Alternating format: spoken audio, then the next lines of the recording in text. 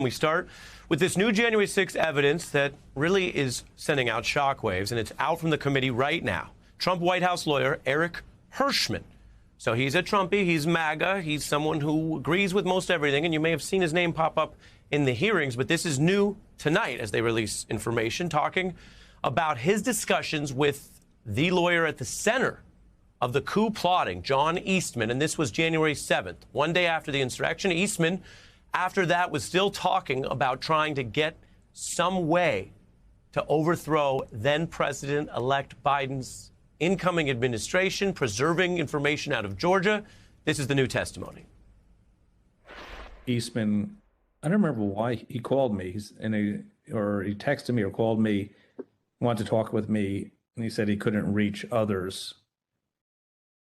And he started to ask me about something dealing with Georgia and preserving something potentially for appeal. And I said to him, "Are you out of your effing mind?" Right? I said, I only want to hear two words coming out of your mouth from now on: orderly transition. And I screamed, I said, I don't want to hear any other effing words coming out of your mouth, no matter what, other than orderly transition. Repeat those words to me. And I screamed that, and eventually he said, orderly transition. I said, good, John. Now I'm going to give you the best free legal advice you're ever getting in your life.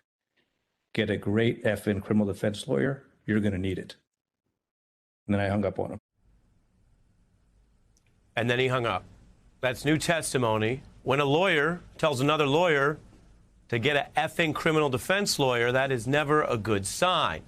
Now, we have this brand new, it just came out here late in the day because Liz Cheney shared that. The committee, of course, has revealed some of the evidentiary and testimonial fruits of their probe in these hearings, but they have so much more. And so we're seeing them in a very sort of new school way. That was released by the committee and put out online as a video. And in this internet era, people can go watch that themselves.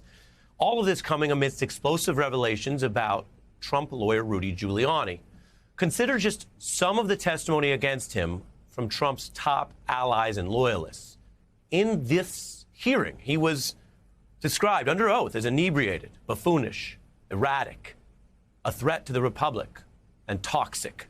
And now we're seeing Giuliani speaking out. He's denying that he was intoxicated on election night and joining forces to push back with none other than indicted aide Steve Bannon.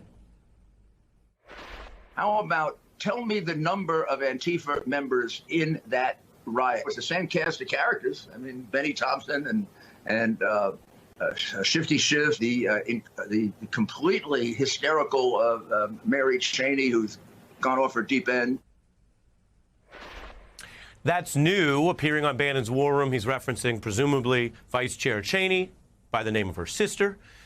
And basically, Bannon, meanwhile, is awaiting trial for defying this very committee. He faces up to 2 years in prison after last night's bombshell deposition from Attorney General Bill Barr. All of this is coming into view, why some people may not want to cooperate and others are. Bannon also saying he will go after, in some manner, Bill Barr.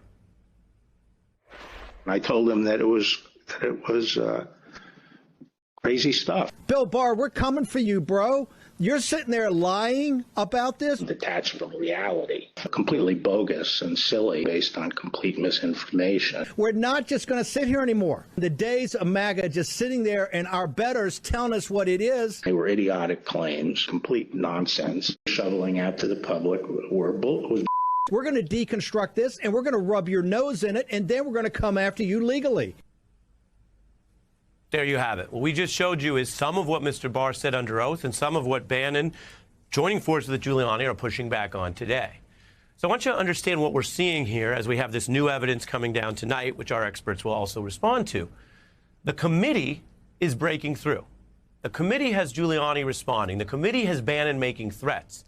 And there's a larger context for all of this. If you watch this program and the way we try to cover the news and the facts, we go to the sources. We've talked to people who are willing to describe what they were doing inside the Trump administration. We did that when they were in government. We've done it after. Some of them have arguments to make. Some of them have factual defenses. But some of them don't want to discuss the facts, which is the purpose of this type of set of hearings. Some of them want to just openly warn that if they get back in power, if Republicans win elections, they will, and many of them were in power before, they expect to get into power, to work with a Republican House or White House, and to abuse power. That's one of the very things under investigation here about this ex-President Trump. This is not normal. This is a revenge playbook that involves sometimes vows to abuse future power, to turn this into a Putin, Russian-style state where people imprison their enemies. We've seen some of this, and that's part of the response that Giuliani and Bannon seem to be warning about in their response today, that power, if gained, will be abused. We're going to fit you for an orange jumpsuit, Tony. You can count on that. I'll take Biden and every single senior staff member in there. And do what? I will and put do what? them with subpoenas. And we'll start with the impeachment of Biden. If they want to play that game, we'll play it right back. They hit us, okay. We hit them back hard.